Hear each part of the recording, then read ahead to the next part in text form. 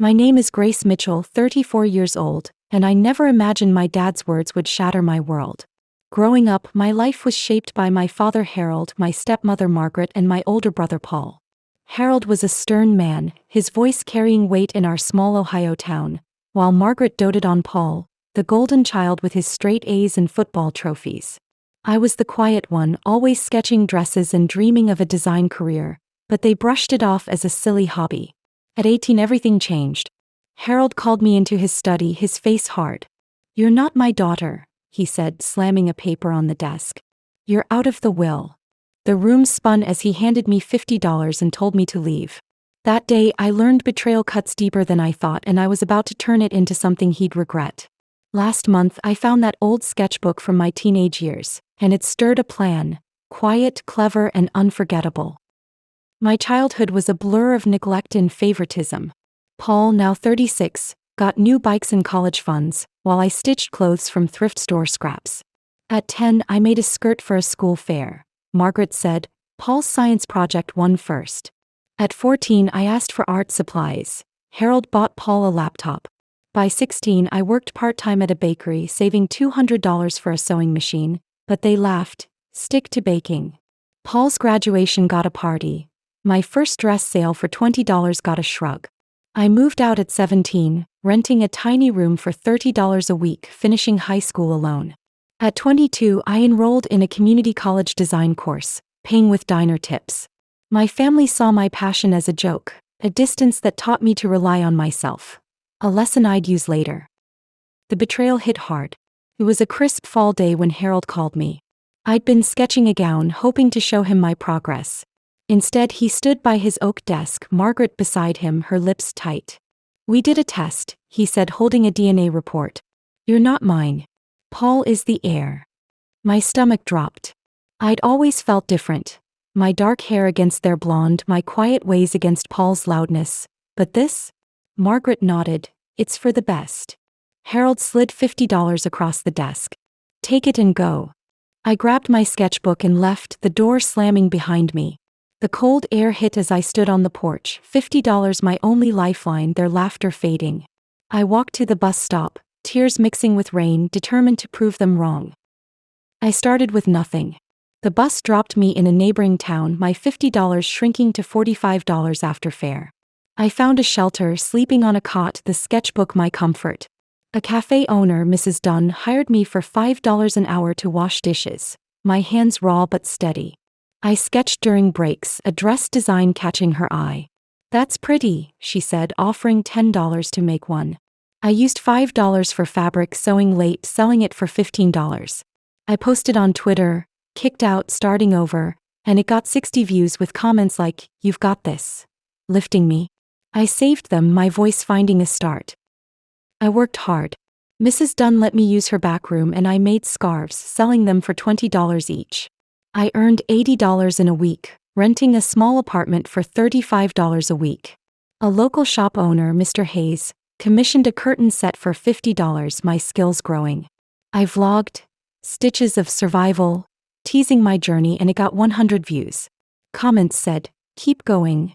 I saved them, my hope building. I sketched a blouse for a neighbor, earning $30, my designs gaining notice. Twitter posts like, "Drawing my way," got 150 retweets with support like, "You're talented." I saved them, my confidence rising. The pain lingered. I wrote to Harold, "Why did you cut me out?" But got no reply, just silence that hurt. I saved his lack of response, my anger fueling me. Mrs. Dunn gave me old fabric and I made a jacket, selling it for $40. Mr. Hayes ordered more curtains, paying $70, my work steadying. I spent $10 on thread, my resources tight. I tweeted, "Rising from rejection," hinting at my start, and it got 200 retweets. Comments cheered, "Show them." I saved them, my resolve strengthening. A community fair invited me to display, my chance nearing. I arrived with my jacket and sketches, nerves calm, ready to plan my move. But what I'd give Harold would stun him. They wouldn't see it coming, and I was ready to make it happen. The fair's quiet applause still echoed in my mind as I walked home with Mrs. Dunn, the jacket sale and my dad's rejection replaying like a puzzle I was determined to solve.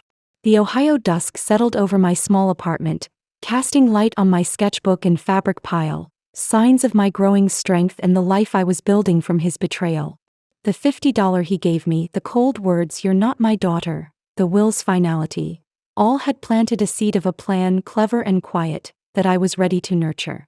The road ahead felt tricky, but I was set to shape a strategy that would make Harold regret his choice. The weeks after the fair brought steady progress that fueled my resolve. Mrs. Dunn offered me a corner of her cafe to work, and I started designing aprons, selling my first for $30. I kept the earnings in a tin can, a small vault of my independence. I wrote to Paul, "Why did Dad disown me?" but got no answer, just silence that stung. I saved his lack of response, my determination hardening. Mr. Hayes brought a friend, Ms. Patel, a tailor who taught me stitching tricks, and I practiced into the night. I posted on Twitter, "Stitching my stand," and it got 400 views with comments like, "You're brave," warming my spirit. I saved them, my online support taking root. My skills grew quickly. Ms. Patel hired me for $12 a day to mend clothes, and I earned $84 in a week. I rented a larger room for $50 a week, buying a used sewing machine for $60 with my savings. Mr. Hayes ordered tablecloths, paying $120, my designs gaining traction. I vlogged, threads of defiance, teasing my journey, and it got 200 views. Comments said, "Keep fighting." I saved them, my hope steadying. I sketched a coat for a local event, earning $180, my confidence blooming. Twitter posts like "Designing my edge" got 600 retweets, with support like "You've got this." I saved them, my voice finding strength. A mentor appeared. Ms. Patel introduced me to Mr. Ellis, a retired designer who saw my sketches. He offered free lessons teaching fabric blends and cuts, and I absorbed it all, my hands busy with new techniques. I spent $25 on quality thread, my work improving. I tweeted, "Crafting my comeback," hinting at my growth, and it got 800 retweets. Comments cheered, "Show him." I saved them, my ambition growing. A small boutique, Ohio Threads, asked for a logo, paying $250, my first big step. My vlog views climbed to 350 and I felt a shift. My story was catching on. The tension crept in. Margaret sent a letter, "Come home, it was a mistake," but I tore it up, my trust gone. I saved the pieces, a reminder of my choice. Mrs. Dunn gave me extra fabric and I made vests, selling them for $100 each. Mr. Ellis brought news of a design contest and I prepared a portfolio, my skills sharpening. I spent $40 on display materials, my resources stretching. I tweeted, "Rising from the cut," sharing my journey, and it got 1,000 retweets. Comments said, "Prove them wrong." I saved them, my resolve stealing. The contest invited me to enter, my moment nearing. I arrived with my portfolio and vests, nerves steady, ready to plan my gift. The contest was a turning point. I submitted a dress design, the judges nodding with interest. Ms. Patel helped with details and I won second place, earning $500 and a mention in a local paper. I stayed calm, "Thank you," my voice firm. The room buzzed and I saw their surprise. My family wasn't there, but their doubt pushed me. Mr. Ellis advised on pricing and I sold vests for $150 more. I vlogged, from outcast to creator, teasing my success, and it got 500 views. Comments flowed, "You're amazing." I saved them, my confidence soaring. The paper called me a rising star, my name spreading. My plan started forming. I saved $1,200, renting a workshop for $120 a month. Mr. Ellis's lessons led to a suit order for $400, my skills shining. I tweeted, "Weaving my revenge," hinting at my idea, and it got 1,500 retweets. Comments cheered, "Make him pay." I saved them, my future taking shape. The workshop hummed with my designs and I hired a helper, Lily, for $60 a week. A design expo loomed, my chance to shine. I began sketching a special gift for Harold, a design tied to his regret. I worked late, ready to prove myself. His rejection had cut me out, but this marked my rise. They wouldn't expect my gift and I was ready to deliver it. The expo's soft murmurs still lingered in my mind as I walked back to my workshop with Lily, the design praise and my dad's rejection replaying like a challenge I was about to meet head-on. The Ohio evening cast a warm glow over my sketchbook and fabric stacks, signs of my rising success and the clever plan taking shape from his betrayal. The $50 he tossed me, the harsh words, "You're not my daughter," the Will's cold cut, all had forged a gift subtle yet powerful that I was ready to unveil. The path ahead felt risky, but I was set to deliver something Harold would never forget. The weeks after the expo brought a wave of progress that steadied my nerves. I showcased my collection, earning a $2,000 contract from a retailer, Midwest Moda, my biggest deal yet. Lily managed orders, her help a boost to my focus. I framed the contract beside my sketchbook, a marker of my climb. I wrote to Margaret, "Why did you let him disown me?" but got no reply, just silence that fueled my plan. I saved her lack of response, my resolve deepening. Miss Patel refined my patterns and I hired a third helper, Tom, for $70 a week. I posted on Twitter, weaving my justice, and it got 2,000 views with comments like, "You're fierce," lifting my spirit. I saved them, my online support growing. My business soared. A hotel chain ordered uniforms, paying $3,500, my reputation spreading. I upgraded my workshop to $180 a month, buying a new cutting table for $400 with my savings. Mr. Ellis expanded his guidance to marketing, and I earned $900 from a custom line. I vlogged, stitches of strategy, teasing my journey, and it got 800 views. Comments said, "Keep plotting." I saved them, my confidence steady. I designed a gala dress for a client, earning $1,200, my skills peaking. Twitter posts like, "Crafting my edge," got 3,000 retweets with support like, "You're unstoppable." I saved them, my voice gaining power. The gift took form. Mr. Ellis suggested a signature piece and I sketched a suit, elegant, bold, with a hidden flaw only Harold would notice. I spent $150 on premium fabric, my investment growing. I tweeted, preparing my surprise, hinting at my plan, and it got 3,500 retweets. Comments cheered, "Make it count." I saved them, my ambition soaring. A design magazine, Trendsetter, featured me, offering a $5,000 deal for an exclusive line, my breakthrough moment. My vlog views climbed to 1,200 and I felt the plan nearing. Harold would feel it soon. The tension rose. Paul sent a letter, "Dad's sick, come home," but I paused, my trust broken. I saved it, a tool for my strategy. Mrs. Dunn donated fabric scraps and I made shawls, selling them for $150 each. Mr. Hayes brought news of a family event and I saw my chance. I spent $200 on packaging, my resources stretching. I tweeted, "The gift is near," sharing a cryptic hint, and it got 4,000 retweets. Comments said, "Can't wait to see." I saved them, my resolve hardening. I finished the suit, a masterpiece with a secret seam that would unravel, my gift ready. The event was my stage. I attended Harold's 60th birthday at their estate, the suit boxed elegantly. The room buzzed with guests, Paul's smile tight, Margaret's eyes wary. I approached Harold, a gift from me, handing him the box. He opened it, admiring the suit, unaware of the flaw. I stayed calm, wear it well. The crowd clapped, but I saw his pride. My plan was set. Lily helped with sales back at the workshop and I earned $2,000 more from expo follow-ups. I vlogged, the gift delivered, teasing the twist, and it got 1,500 views. Comments flowed, "What's next?" I saved them, my confidence peaking. The magazine shoot loomed, my story spreading. My rise continued. I saved $10,000, expanding the workshop to $250 a month. Mr. Ellis's marketing led to a website, costing $500, my business modernizing. I tweeted, "Revenge in threads," hinting at the outcome, and it got 5,000 retweets. Comments cheered, "You're a genius." I saved them, my future solidifying.